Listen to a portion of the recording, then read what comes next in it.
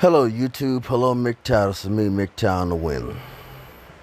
Now I'm going to tell you I'm going to give you instructions on how to make a homemade beef stew.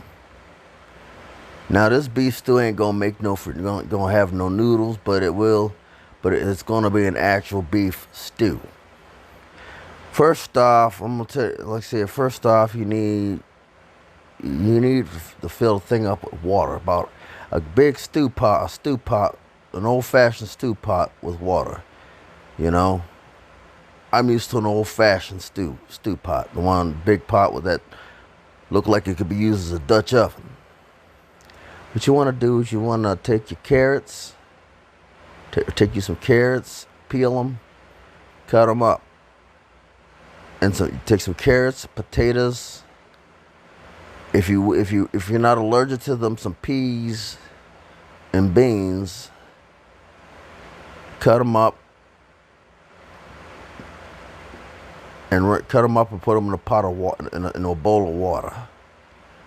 Then you want you to take some beef, like beef cubes you get from the store, or like preferably, you also can use the beef the riblets.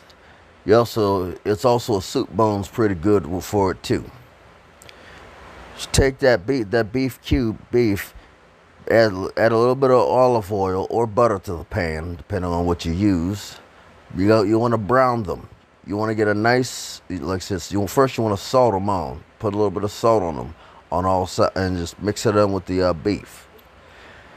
Then you put it in the pot and you brown them. You don't want the excess moisture on that beef, but you want it to have a nice crisp browning on them. And after you brown the meat, you bring the pot of water to a boil, and you throw it down to a simmer, and you throw the vegetables into there, and you throw the beef in there. You want to keep it on the back burner on a low heat. If you want to use a crock pot would be the best bet. But also check the water levels. Occasionally you may need to add some water if you don't have a top for your crock pot, to keep the water from thing. You want to stir it. You want to keep it moving. Stir that once every couple hours. You know, I'd say two or three. But you want to keep it on the low heat. This is one of those things that you make on your weekend, and you're just basically just letting it sit there. You also add a little bit of peppercorns for flavor, if you want. A little bit of salt, if you like your beef a little salty. Now, if you like it spicy, take some peppers. Take some cayenne peppers, or crush them up. If they're dry, crush them up. If they're not dry, take the seeds out, and you put them to the pot if you want it spicy.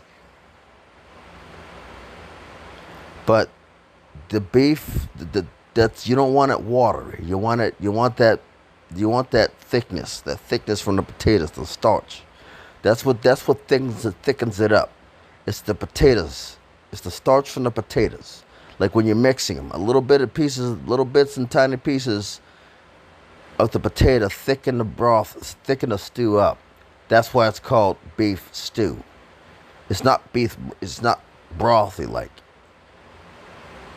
And the potatoes is what makes it thick. You know, what thickens it up. Now you can add a little bit of bread to it if you want. Take some croutons and crush and then add them in there. But typically the potatoes are well enough. It should be done about 8 to 10 hours, depending on how long you want to put it in and whether or not you add the soup bone to it. It's not the bone itself, it's the marrow inside that adds the flavoring. But this is McTown the Win. I just gave you a little recipe on beef stew, homemade. This is McTown the Win signing off.